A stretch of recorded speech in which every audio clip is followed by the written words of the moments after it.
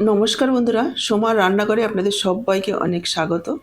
আজকে আমি ছোলার ডাল দিয়ে এমন একটা রেসিপি আপনাদের সাথে শেয়ার করব। নিরামিষ দিনে হোক বা আমিষ দিনে, যে কোনো দিন এটা রান্না করে নিলে ছোট থেকে বড় সবাই চেটেপুটে খাবে।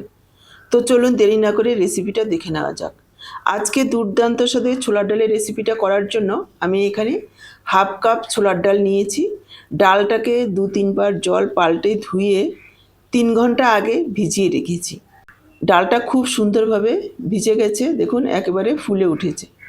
আপনারা যদি সকালবেলার দিকে রান্নাটা করেন তাহলে চেষ্টা করবেন রাতের বেলা ভিজিয়ে রাখতে, এতে করে খুব সুন্দরভাবে ভিজে যাবে।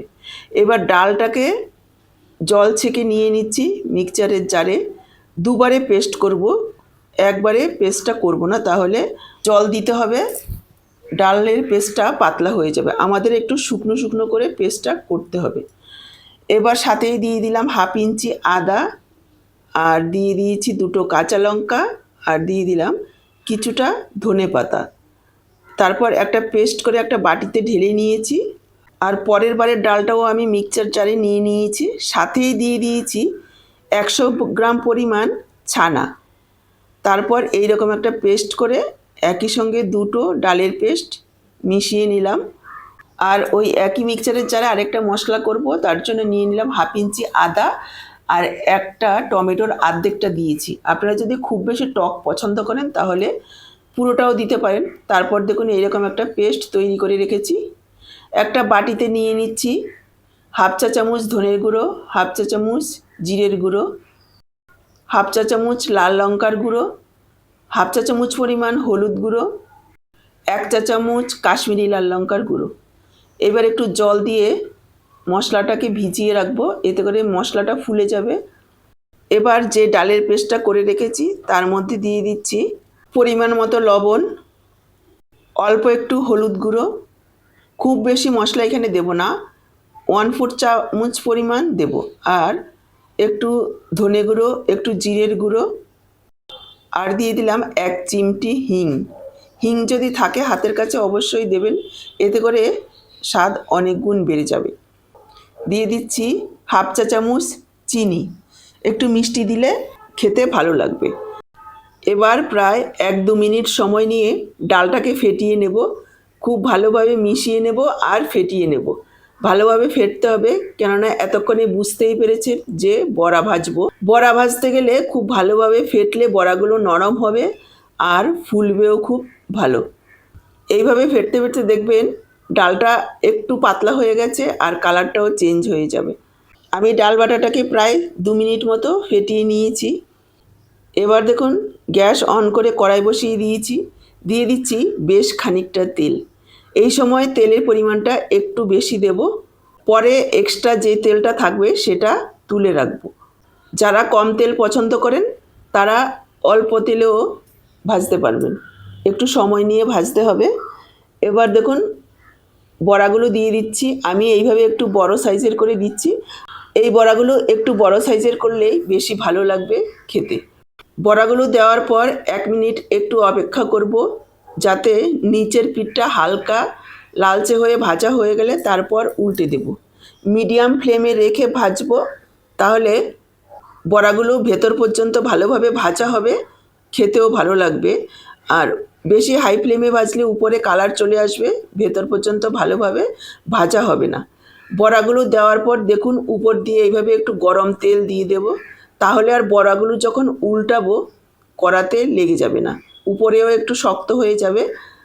বড়াগুলোর এক পিঠ হালকা লালচে হয়ে ভাজা হয়ে গেছে দেখুন। এবার আমি উল্টে দিচ্ছি। দর্শক বন্ধুরা, আজকে আমার পুরো রান্নাটা দেখে কেমন লাগলো কমেন্ট বক্সে জানাতে ভুলবেন না। ভালো লাগলে অবশ্যই একটা লাইক করে শেয়ার করে দেবেন। আর আপনি নতুন হলে আর আমার থেকে এই রকমই নিত্য নতুন রেসিপির আপডেট পেতে হলে চ্যানেলটাকে সাবস্ক্রাইব করে সাথেই থাকবেন। বেল বাটনটা অল করে দিলে আমার দেওয়া যে কোনো রেসিপির আপডেট সবার আগে আপনাদের কাছে পৌঁছে যাবে। দেখুন 1 পিঠ লালচে হয়ে যাওয়ার পর উল্টে দিয়েছি, তারপর আরও একবার উল্টে পাল্টে একেবারে মুচমুচে করে ভেজে নিয়েছি। এইভাবে একটু বেশি তেলে ভাজলে বড়াগুলো খুব সুন্দরভাবে মুচমুচে হবে, খেতে ভীষণই ভালো হবে। আর উপর দিয়ে একটু তেল দেওয়ার কারণে একটুও ভেঙেও যায়নি, কড়াতেও লেগে যায়নি।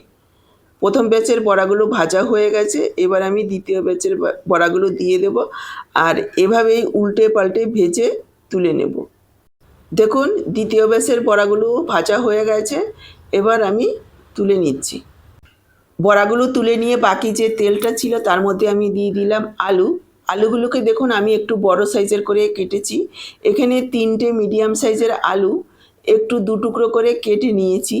আপনারা চাইলে আরও একটু ছোট করেও কাটতে পারেন, তবে এইভাবে বড় করে দিলে খেতে বেশ ভালো লাগবে। এবার আলুগুলোকেও মিডিয়াম লো ফ্লেমে রেখে প্রায় 3-4 মিনিট সময় নিয়ে লালচে করে ভেজে নেব, যাতে উপরে একটা ক্রিস্পি লেয়ার আসে সেই পর্যন্ত আমাদের আলুগুলোকে ভেজে নিতে হবে।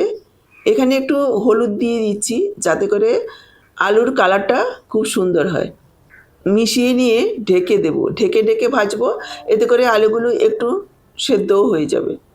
দেখুন ঢাকা দিয়ে প্রায় 3-4 মিনিট সময় নিয়ে আলুগুলোকে এইভাবে ঘুরিয়ে ঘুরিয়ে দিয়ে ভেজে নিয়েছি।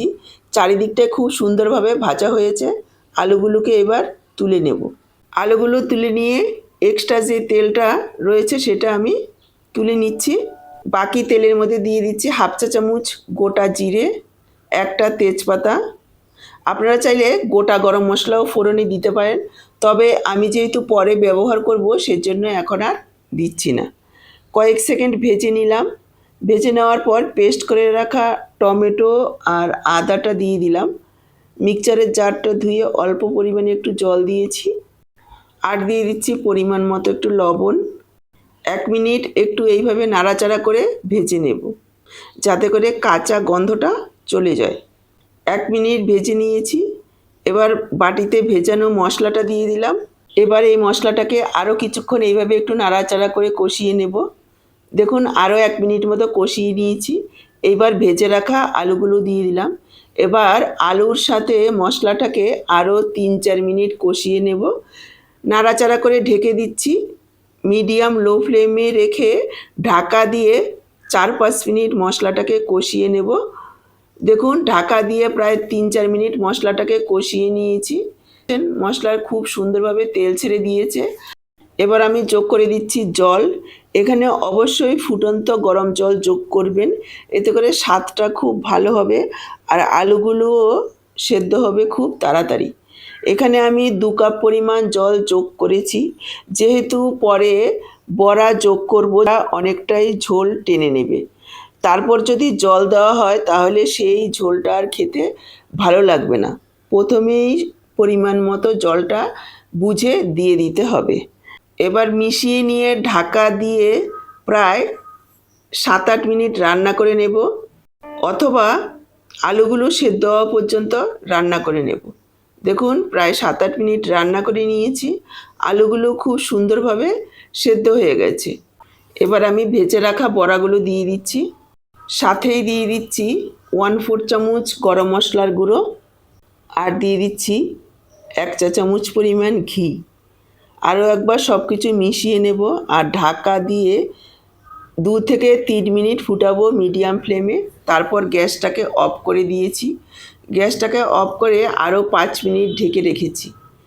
তারপর দেখুন ফাইনাল লুকটা কতটা লোভনীয় হয়েছে দেখতে, খেতেও অসাধারণ হয়। এইভাবে যদি ছোলার ডালের বড়ার ঝোল রান্না করে নেন আর কিছুই লাগবে না, শুধু এই এক পদ দিয়েই খাওয়া হয়ে যাবে।